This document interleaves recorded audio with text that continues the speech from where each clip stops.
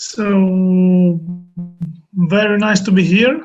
I mean, for me, Eterna has been a big surprise. I mean, I didn't really know about the game until a few weeks ago when I uh, discovered it being together with Riju in Games for Change festival in the same panel. So that's where we get in touch and we start discussing. And then I got invited to share what we are doing on our side, and that's what I'm plan to present here.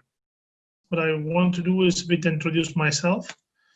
So I'm in games, and that's what I've been doing. I've been spending all my infancy playing games, and I really liked it. So I studied computer science. I became programmer. I joined Ubisoft right after a degree, finishing my studies, and I was lucky enough to enter Ubisoft. And in the end, I spent 15 years at Ubisoft.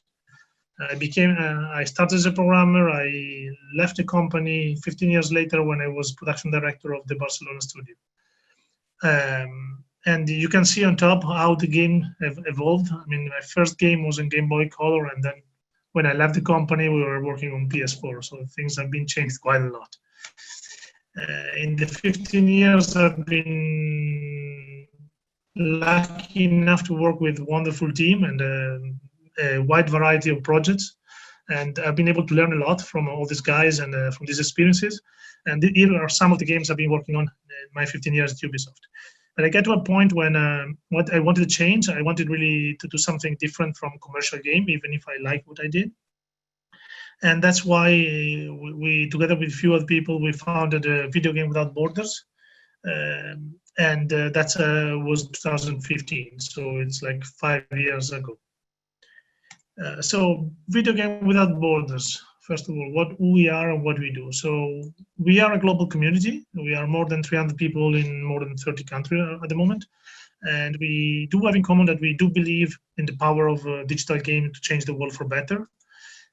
We are registered as a non-profit organization in Spain, and we believe that digital games can be used to help achieve anything that humanity needs at the moment, and use the United Nations Sustainable Development Goals as the frame of action for our project.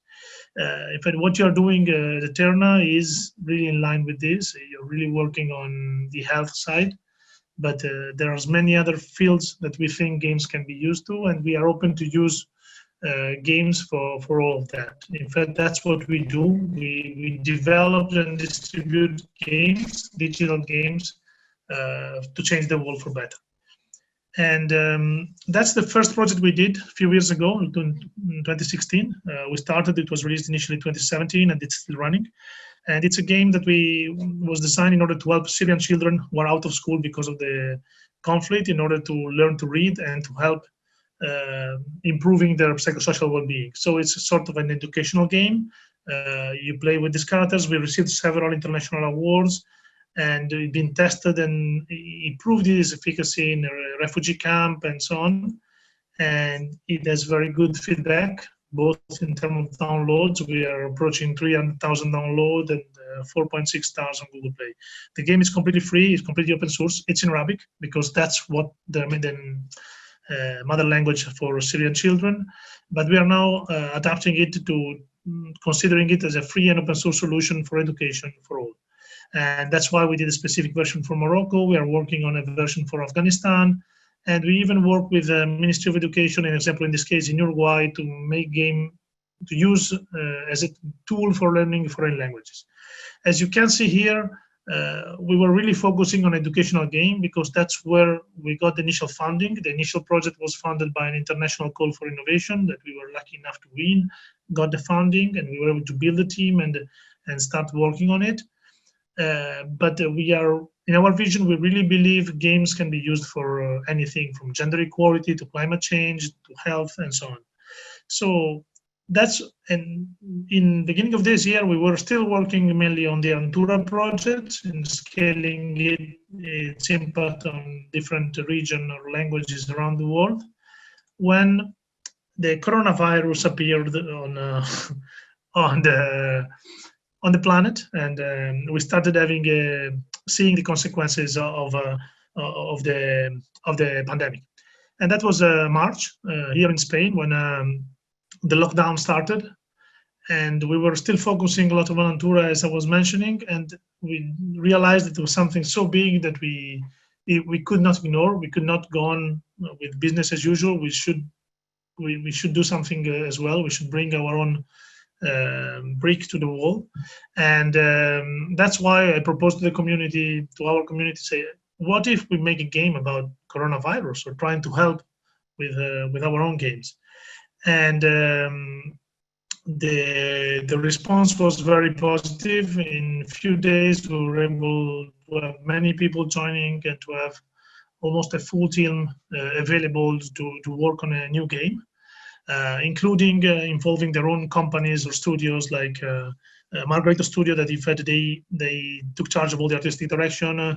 Chiki Consulting, they led all the technical development, and Oleaje, it's an association here in Spain that is dealing mainly with education and social issues, and they helped us on the game design. So all together, we just build a team and start working.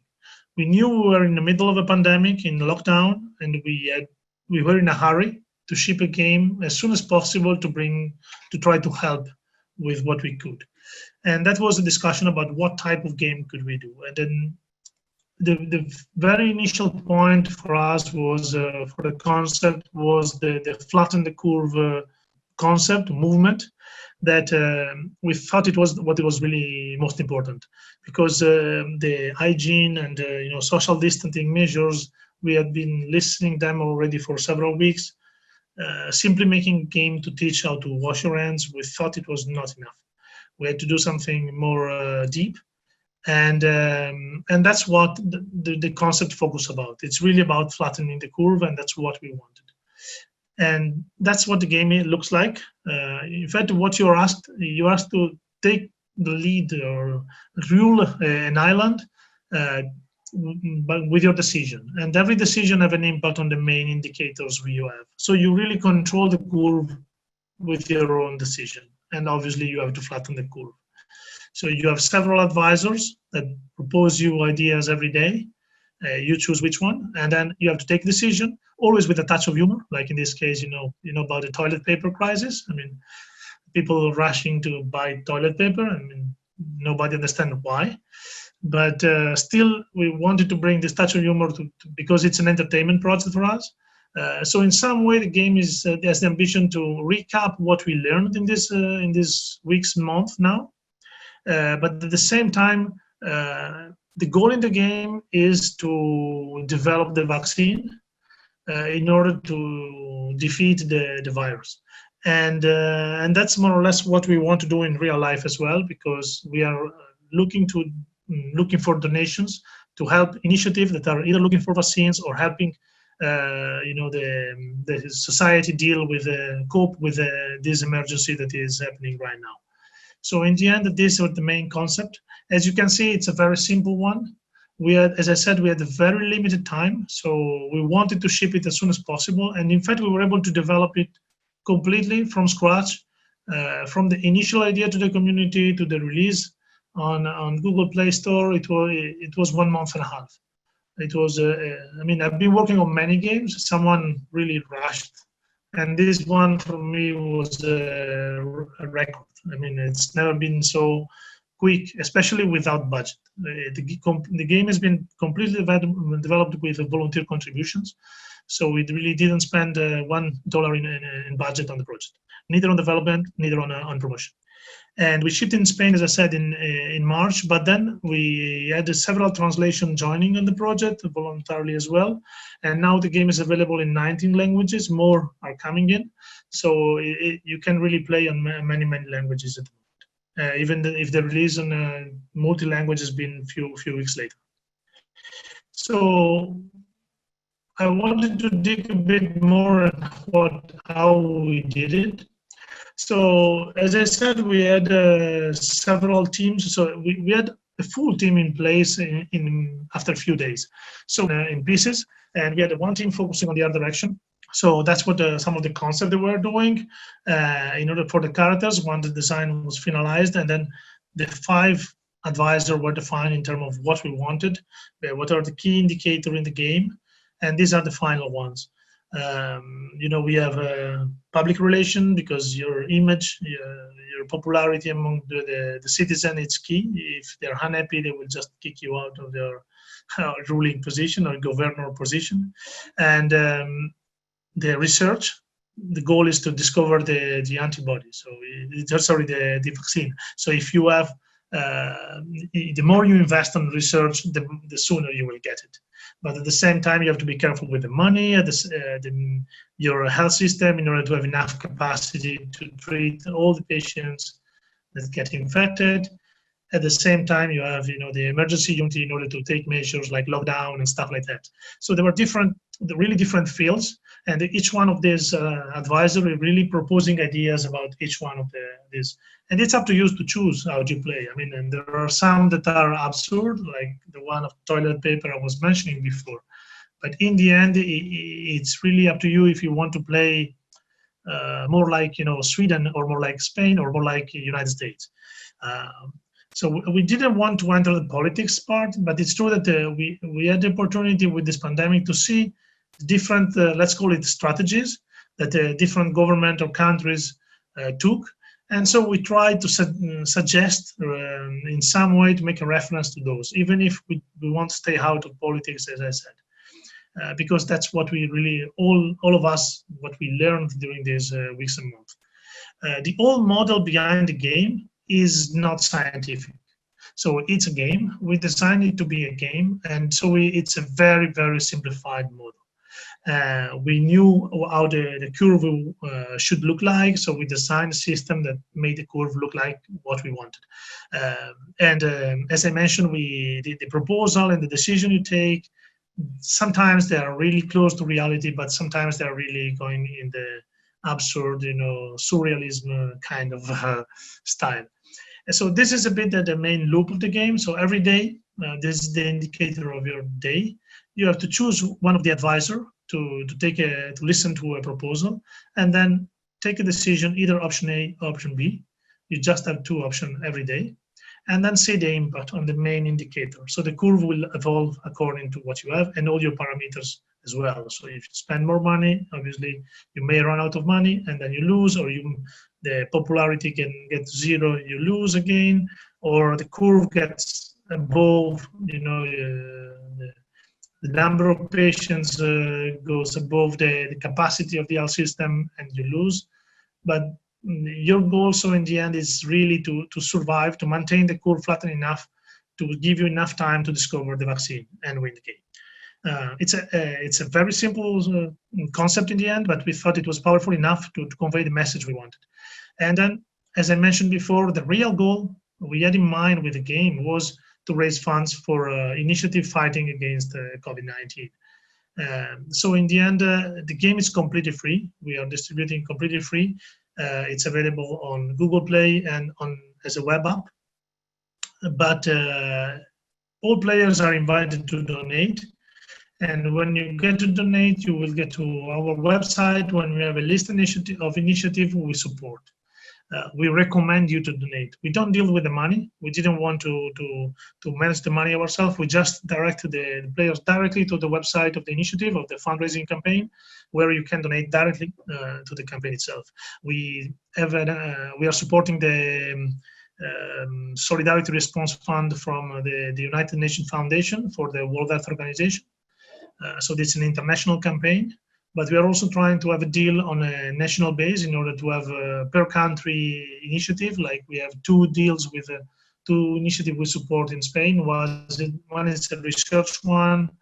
Another one is to economic support to families who lost the job and their incomes because of the pandemic. In Mexico, we have another one similar to this later one, like support to families who lost their income.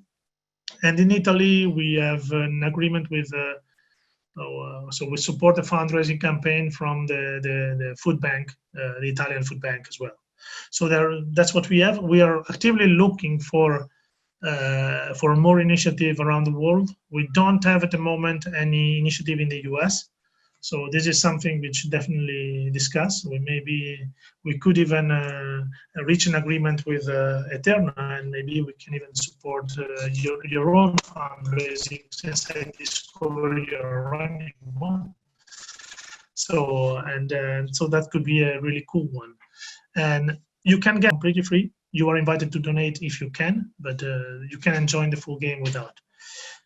That's what I wanted to talk about, and I wanted to finish with a bit note about ourselves, about video game without borders.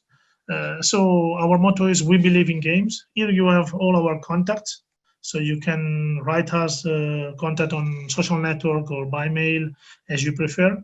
We are an open community. In the community, we do have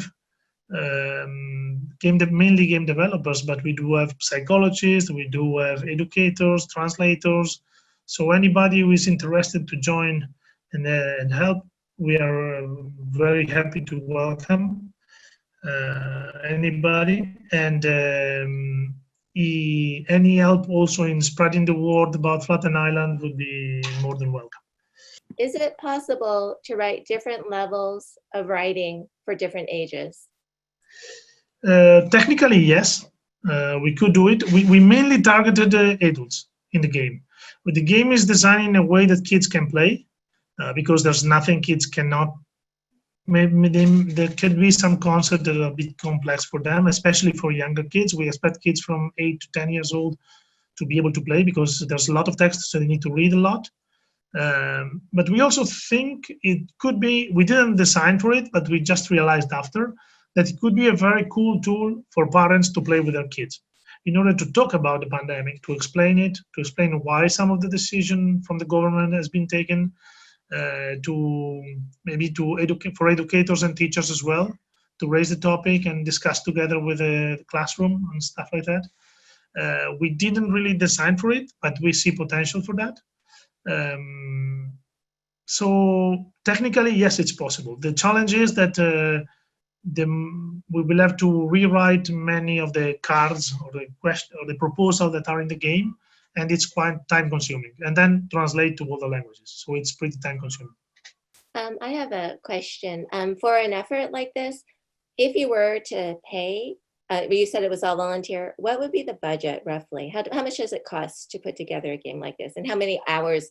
I guess it was all volunteer. Another way to ask is how many volunteer hours? Yeah, I mean, I got a question a while ago. I would estimate to make a game like that. I don't think that it's easy anybody to make a game like this for less than 50K at the moment. I mean, that's my rough guess, including all the translation and everything.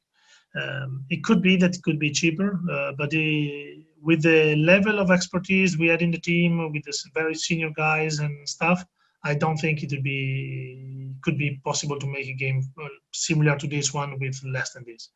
In our case, we were able to make it with zero budget, so it's difficult. We didn't really count the hours because we didn't need to, but that would be my estimate from my experience.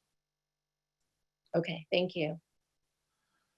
Just if you want a reference, I mean, it's a very different kind of reference, but the game I was mentioning before, the Antura and the Letters, the one that is designed for Syrian children, it's a 3D game, even if with very simplified graphics and so on.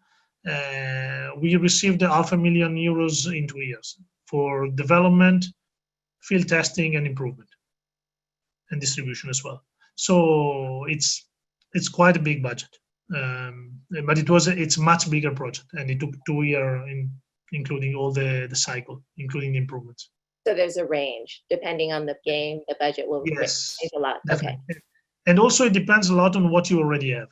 So that's also another interesting thing. I mean, the original Antura game we got $500,000, but now, in example, to make the Learn English from the original one, we did it for 30K. Because we had already the universe, the characters, the music, all the sounds and stuff. We had a lot of the game mechanics. We had just redesigned the pedagogical part and record the voices or the words or the sentences we wanted to learn, the kids to learn, adapt a few things. It's like a puzzle in the end. You just play with it, and we could do it for 30K. Now that we have the system for Flatten Island, Imagine that we want to make a similar game to Flatten Island, but instead of managing a pandemic, you're managing the global warming, or climate change. So you have to control the temperature of the world with few parameters. Most likely, it will cost half of what I was mentioning before, because the system is already in place. The biggest part in this game is the script writings that should be done from scratch. But in the end, the system with the chart, and the parameters and the different advisor appearing every day, so the game loop would be the same, or could be the same. Great, thank you very much. There's a question from Essex Kunchi asks, is it a finished app or ongoing development updates? Any plans to port to iOS or Apple, more platforms, etc.? I forgot to mention about that. No, so the game, we have it running on iOS. The problem is that we cannot publish it. So I don't know if you are aware of it, but both Google and Apple decided to have a very strict policy about COVID-19 in order to control the kind of information that are spread on their platform about COVID-19. So in the end, any app about COVID-19 is approved only if it comes from an official institution, like the World Health Organization, from the Red Cross, or something like this. You cannot really publish even an app with information about COVID-19 yourself, unless you have a very strong track record of working on the health system and being very, very credible source. And in addition to that, they forbidden entertainment and games about COVID-19. So that's why our game is not talking about COVID-19. The game is about managing a fictional pandemic. We don't even talk about pandemic in the game. We talk about a health emergency. There is a virus. We don't talk about anything else. But with Google was good. So Google said, oh, that's fine for us. So they accepted it. The game is published. With Apple, they don't accept it. We have been negotiated for several weeks, but in the end, they consider that still, even if indirectly, it's still referencing to COVID-19 pandemic, so they will not approve. So we will not be able to publish. Anyway, on any iOS device, you can play the game on the web app. You can play the web app. It should be able to run. In some cases, it may not be perfect. We are aware that there is a bug on some device that the game is not saved properly, so that's pretty annoying. We are investigating why, but the games should work. Great, thank you. We actually ran into that ourselves as we published our mobile app, is that we had some references to our ongoing work with Open Vaccine, and we actually had to, it was minor, but we had to remove that from our app before it got published. Yes. So we had similar experiences. Yeah, I mean, we discovered about the policy early in the development, so we had already in the concept the idea of setting the game in a fictional world in a remote island to be very far away, because we wanted to be very respectful also with the tragedy of coronavirus itself. And so in the end, we addressed the policy early on in the concept, and it was good, but it was not good enough for Apple. Yeah, I have a quick question for you. Could you describe a little bit more in general about what Video Games Without Borders does, the other types of projects that it does? So we didn't do much. We are very young, and the Eterna project, the original one, took us 2 full years. So in the end, that's where we spend most of the time. We have been collaborating. We consider ourselves still in the infancy. I mean, even if we're 5 years old, we should start to grow up a bit. But we are still experimenting a lot. We are collaborating with university around the world in order to have students working with us on projects that could become, or on prototypes of projects that could become potential project, real games tomorrow.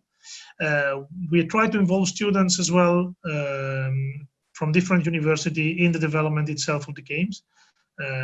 In the Eterna project, we had students from Verona in Italy. We had prototypes done with university in the Netherlands, in France, and so on. But mainly in Europe, because that's where we are based. But that's where we have more contacts in the end. And we also try to involve companies as much as we can.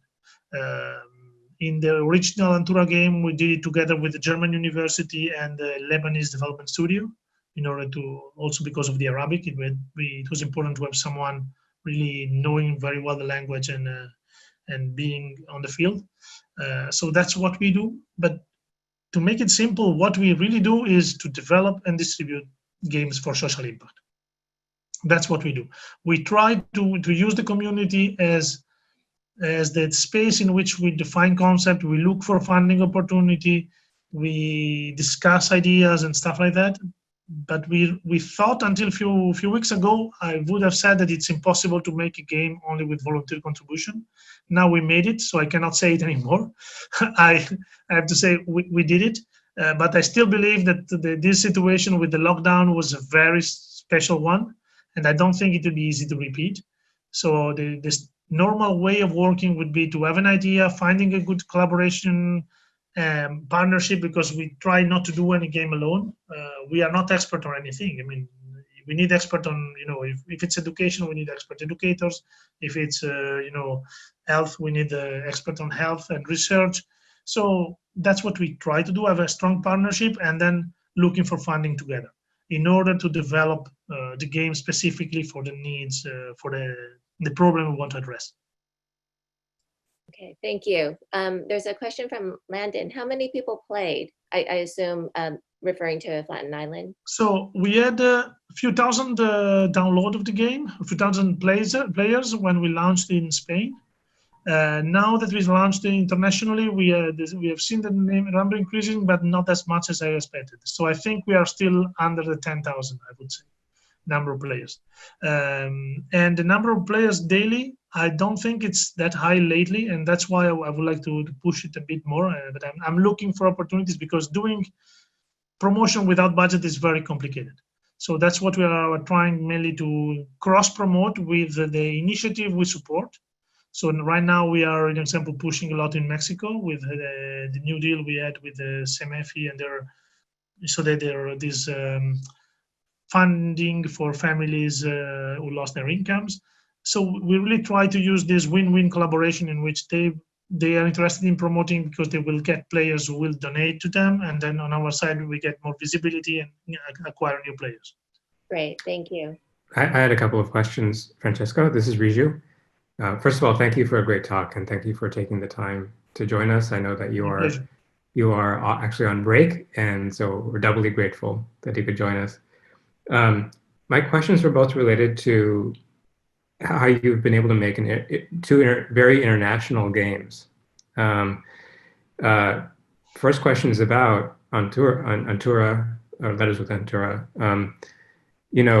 It seems very daunting to me to imagine designing a game that will get into the hands of Syrian refugees. I mean, so were the partnerships you had in place? Did you have friends from the gaming industry, the UN? So how did that happen? How could you do that? Yeah.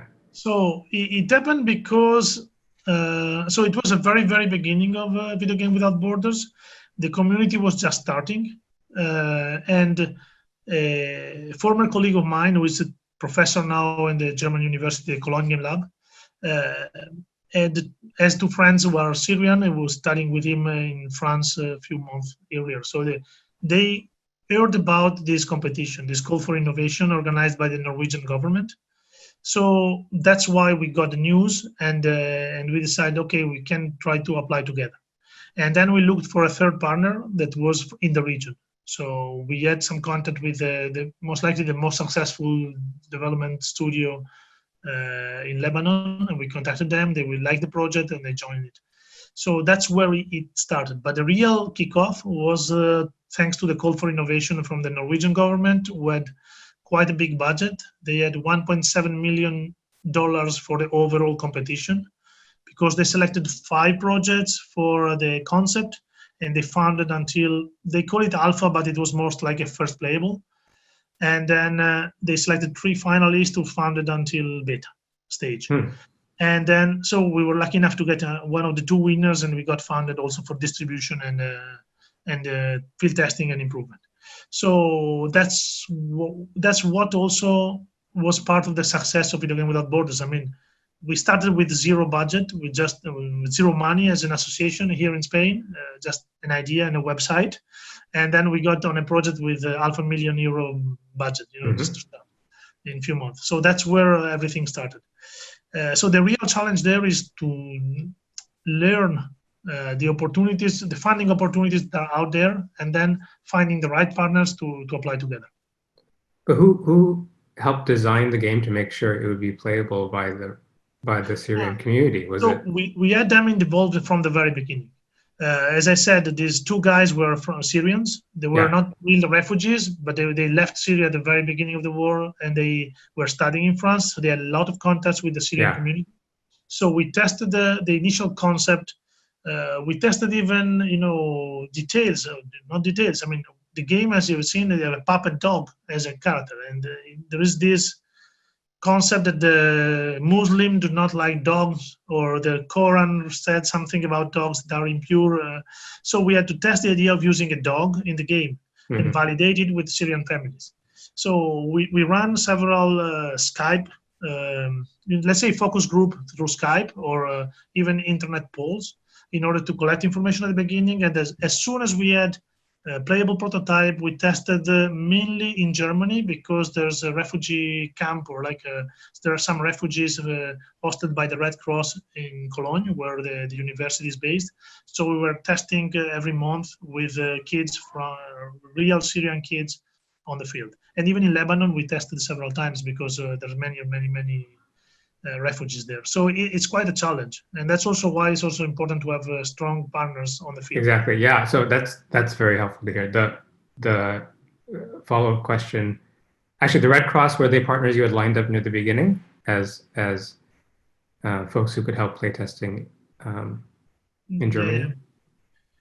Yeah. And in the end, for example, for the Afghanistan project, the one we are developing now, we didn't get the full funding yet, but still the game is running in development, even if it's slowed down because of coronavirus.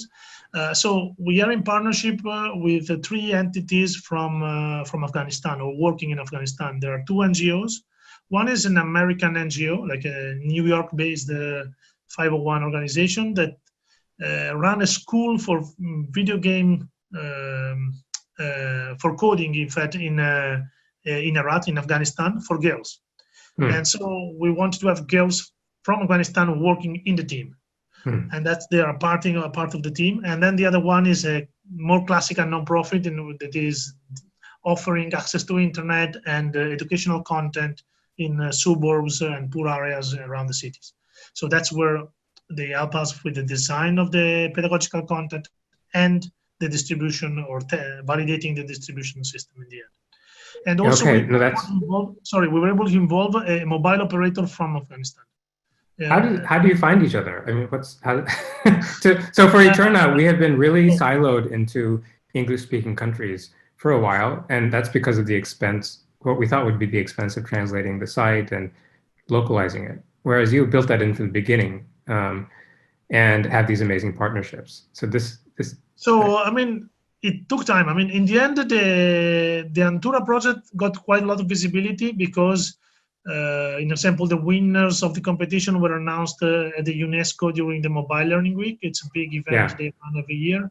So during the event, we met a woman who runs the NGO, the working in the suburbs in Afghanistan. So they were the one contacting us right after, telling, hey, we want to do it for Afghanistan.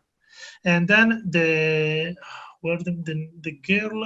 school, I think I got the content in 2 other events. I got from 2 different sides. I attended an event in Spain in which they were invited, not her herself, but one of collaborators of hers. And then with herself, I already got in touch. I don't remember which way, but it's like being in events and opportunities and networking, and then you pull the rope, and little by little you get new contacts and new opportunities. Or sometimes you have people you met once and they write you a mail, like it happened like 2 weeks ago. Hey, I saw this funding opportunity. I think it could be interesting for you. And you couldn't even remember who this guy was. This was a guy I met once in a meeting in an event in Madrid. It's like, wow. It's like, cool that you remember about me. So that's how it took, and that's why it's very, very slow. I mean, and we are not very good at that. That's also one of the things I realize. I mean, I come from game development. And I mainly run the organization, so that's many things pass through me, and my strength and my weaknesses reflect to the organization as well. So in the end, I'm not a fundraising guy. I'm not really into the third sector, and the humanitarian world. I'm learning a lot, but that's not my natural habitat. Well, okay, but I think we have a lot to learn from you. I'm wondering if there's is there a way for there to be a partnership between Eterna and Video Games Without Borders? Because we need a huge amount of help for internationalization. I think the communities that you're reaching right now are not playing Eterna, but we hope that they would be. We would love to engage them in designing RNA vaccines and RNA medicines. We are not good at the education side of things, although I think we're getting better. We're getting a lot more buy-in from college students, but we're definitely not going far outside the US and English-speaking Europe. So yeah, it would be very helpful to have people who could spend time with us to localize the game to the places that you're reaching now. So Afghanistan. Yes. The challenge there could be connection. Internet connection. Many people do not have a reliable internet connection. So I don't know very, very well Eterna, but I get the feeling that you play online. You are connected when you play. No, you can play it offline. I think maybe Jonathan can pitch in. Okay. So you can. Well, not currently, but potentially we could get there. Yeah. So I mean, just that feedback is very helpful, right? Yes, that's a key. And the other big challenge is the device. I mean, I remember you were mentioning about your plan to adapt the game to run properly on mobile devices and stuff, because depending on the level of education or level of power, the amount of money that people have, and they may not. In many countries, they don't use PC; they only use mobile devices. Yeah, right. They are too, energy intensive. They need too much energy. And they just don't use them. So, especially in what we call, developing countries, everything is mobile. So that's what would be my recommendation. Yeah. I think if there's a way for us to get in touch again, particularly for you to put us in touch with the partners, Video Games Without Borders, or maybe to set up an official partnership. Having this kind of feedback, these are technical challenges that are actually solvable once we know that they exist. And if it means engaging, these large communities who could contribute immensely. I think if we get 10,000 players from Afghanistan and even one or two, then make it all the way towards where they're helping with the vaccines. That's a huge amount. I mean, that's like a lot of Eterna's major innovations that come from like 1 out of 1,000, 1 out of 10,000 people who come and play. And so, and we're just, there are whole swaths of super smart people who we haven't reached. And so we have a mobile game out now, but for example, we only have the first 100 puzzles or so of Eterna, because once you get into trying to design vaccines, the game becomes computationally intensive and cannot be played on mobile. So what is the solution to that? But I think that I can brainstorm several solutions. But again, talking to people who are there, who know the communities and their technologically yes, we should definitely talk about how to set up a partnership there. I mean, even we could also raise funds to ship out PCs to people who make it to the mobile. Okay, you know what I mean? Like that. So this kind of thing would be, I think, would not be hard to raise funds for. We have hardware manufacturers who want to sponsor Eterna. What if we said, well, why don't you sponsor the 10 people in Afghanistan who've made it this far in Eterna to get their own gaming rigs? So I think there's potentially a lot of synergy. Yeah, I think we can really dig into that right after the conference. I mean, in a specific chat. But even in the very short term, I mean, the very first step I was thinking preparing the presentation is, why don't we include Eterna in the initiative we raise fund for with Flatten Island. That's something that could be a very easy first step to set up a collaboration, and then from there keep digging into how. I'd love to do that. Yeah, I would love to do that. Yeah, and then we can cross promote also. Yeah, okay. Well, when you get back break, I hope at least you and I can chat. Are there other questions from the audience, EternaCon? You were saying that Eterna might be able to help your organization. Maybe that's what's going to happen now. But do you have any comments about how Eterna could help your organization, Francesco? I didn't really thought about that. Okay. I'm also in a special moment right now because I'm about to take a leave a few weeks because I'm taking care of my baby. So I'm really in a moment of my life where I'm just trying not to open new doors because I will have to. Yeah. I will not be able to follow too many things in the coming weeks. As a vision for Video Game Without Borders, what we are trying to do is really to help others. I mean, so I'm mainly focusing on what we can do for helping you than the other way around. But for me, I mean, the best thing, I mean, obviously, as I was mentioning, maybe getting visibility on Flatten Island, or having simply, you are at Stanford. I mean, I don't know how many thousands of students you have over there, but trying to see how many of these playing Flatten Island, for me, it would be wonderful. Yeah, yeah. I can already tell you on the chat, many players have commented on that they've tried Flatten Island, in anticipation of your talk, and so and there's very good feedback if you have a second to go look at the chat. Yeah, and the other thing that maybe it would be, I'm just thinking loud, but it would be wonderful to see if someone in Stanford, maybe another department, not in medicine, it would be interested to work on Flatten Island to make it maybe a new version with the scientific base. Because as I said, we don't have, but you have the knowledge there, right? I'm sure you have computer science over there. You have, programmers and stuff. So maybe we could even set up a team over there to bring it to a new level. Yeah, I think the power of, particularly of having the Video Games Without Borders model is that you can set up new games. It's that's different from Eterna. And I think that could be. I should say Stanford epidemiologists and CS people are all aware of, most of them are aware of Eterna, for example, but I think they feel a little bit, it's been hard to set up really active partnerships. Francesco, I actually know people at Stanford whom you should meet. I'm going to talk with you after. There are some people you really should meet. Yeah. So, yeah. Okay, cool. Thanks a lot. Thank you so much. Thank you. You're welcome. Thank you. Thank you so much. Okay. Bye-bye. Good night. Thank you.